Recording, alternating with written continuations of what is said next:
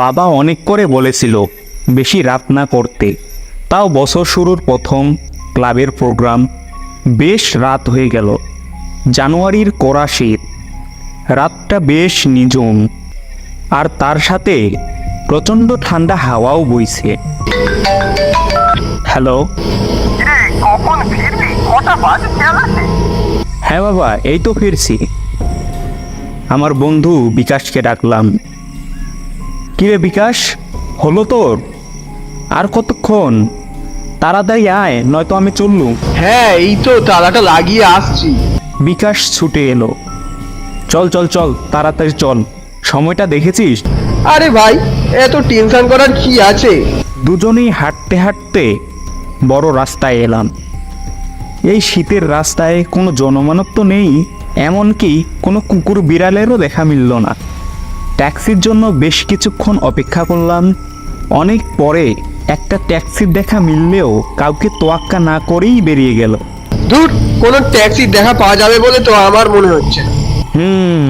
এখন তো উপায় ভেবে পাচ্ছি না। চল এখান থেকে হাঁটা লাগাই, না হলে আজ এখানেই সারা রাত দাঁড়িয়ে থাকতে হবে বলে মনে হয়। দুজনেই হাঁটা শুরু করলাম। কিছু পরে বিকাশ হঠাৎ থেমে গিয়ে বলল, এক কাজ করা যায় না? ওই পুরো বটতলা দিয়ে গেলে তো বেশ শর্টকাট হয়। চল ওই রাস্তাটাই ধরি। বেশ আতঙ্কিত হয়ে বললাম, না ভাই, ওদিক দিয়ে যাওয়াটা ঠিক হবে না। কেউ এই পরিত্যক্ত রাস্তা ব্যবহার করে না, শেষে যদি ভুট্টুদের খপ্পরে পড়ি। ছি ছি ছি ছি, তুই কিনা 2018 সালের ছেলে, তোর মুখে ভূতের না? এ সময় দাঁড়িয়ে তুই এসবে বিশ্বাস করিস? চল শিগগির, না হলে খুব খারাপ হয়ে যাবে, এই কথা বলে দিলাম।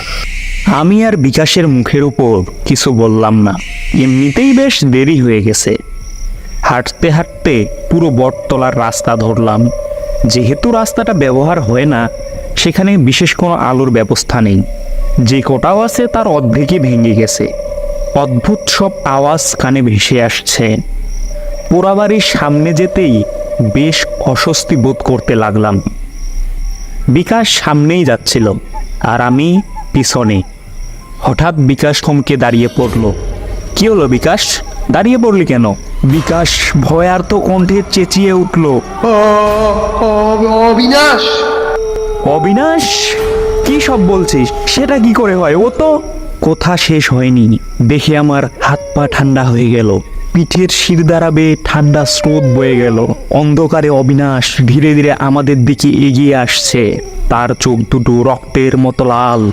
অবিনাশ পাগলের মতো একবার হাসলো, তারপর কাঁদতে কাঁদতে বলল, আমি তো শুধু দুটো উত্তর তোদের কাছে জানতে চেয়েছিলাম পরীক্ষায়। যদি তোরা সেদিন বলতিস, তাহলে হয়তো আমি এই জায়গায় থাকতাম না। এভাবে একা একা থাকতে আমার একদম ভালো লাগে না, একদম না। তোরা আমার সাথে আয়, আয়, চলে আয়। ধীরে ধীরে বিকাশের দিকে এগিয়ে গেল অবিনাশ। তারপর জাপটে ধরলো বিকাশের গলা। বিকাশ অচেতন হয়ে পড়ল, তার মুখ দিয়ে রক্ত বেরোতে লাগলো। আমি চেঁচিয়ে উঠলাম, বিকাশ! এবার অবিনাশ আমার দিকে এগিয়ে এলো। আমি প্রাণপণে দৌড়তে লাগলাম। একটা পাথরে ধাক্কা খেয়ে ছিটকে পড়লাম। অবিনাশ আমাকে খুব জোরে চেপে ধরলো। বাঁচাও! কিরে, ওঠ ওঠ, কত বেলা করবি? তোকে বিকাশ ডাকতে এসেছে। কিরে, তাড়াতাড়ি চ, ভুলে গেছিস আজ ফাংশন? আমি যাব না। কেন, কি হয়েছে? এই দিনে অবিনাশ আত্মহত্যা করেছিল, তাই এই দিনটা আমি ওর স্মরণে কাটাতে চাইনি।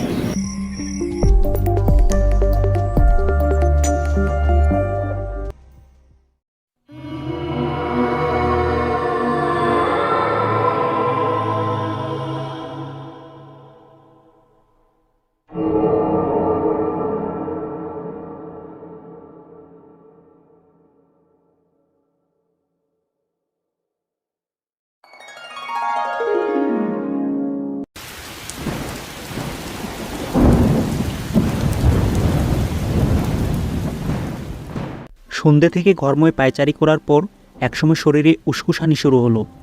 মনে মনে ভাবলাম, আজকাল চাকরিটা বড় একঘেয়েমি লাগছে। রাত অনেক হয়েছে, বাইরে প্রচণ্ড ঝড়, থেমে থেমে বৃষ্টি হচ্ছে। বাবু, নিস্তরণী মাসি আজকে পরলোক গমন করেছেন, তাই আপনারে বলতে এলুম। ও হলো বিদ্যুৎ, আমার সহকর্মী। বিদ্যুৎ আমি দুজনেই চললাম নিস্তরিণী মাসির বাড়িতে। নিস্তরিণী মাসি অনেক ভালো মানুষ ছিলেন। এই পৃথিবীতে নিস্তরিণী মাসির আপন বলতে কেউই নেই। এই ঝড়ের রাতে অনেক কষ্টে আমরা নিস্তরিণী মাসির বাড়িতে পৌঁছালাম। মাত্র 4 জন নিস্তরিণী মাসির মৃতদেহ নিয়ে যাত্রা শুরু হলো কুলতলির শ্মশান অভিমুখে। কুলতলির শ্মশানটা বেশ দূর, তাই সবাই তাড়াতাড়ি পা চালালো। আকাশের অবস্থাও বেশি ভালো না, কখন যে ঝড় আসে। বাবু, তাড়াতাড়ি পা চালাতে হবে, আকাশের অবস্থা ভালো ঠেকছে না।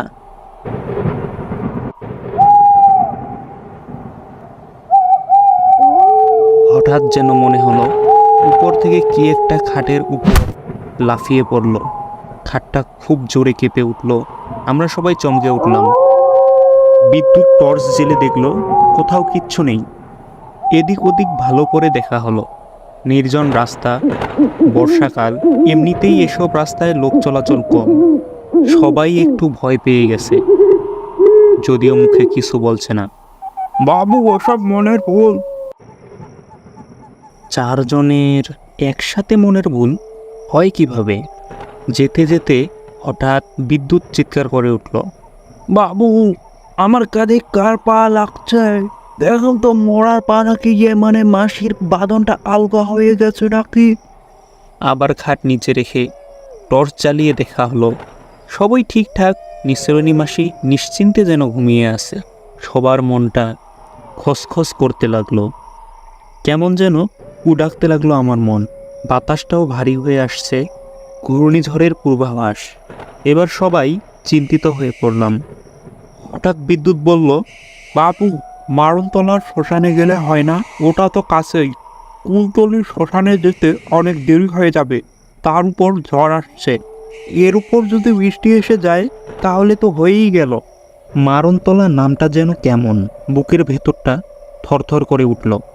এটা তো দোষ পাওয়া শ্মশান, শিবু বলে উঠল।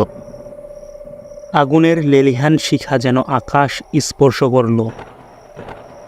বিদ্যুৎ হঠাৎ চিৎকার করে উঠল,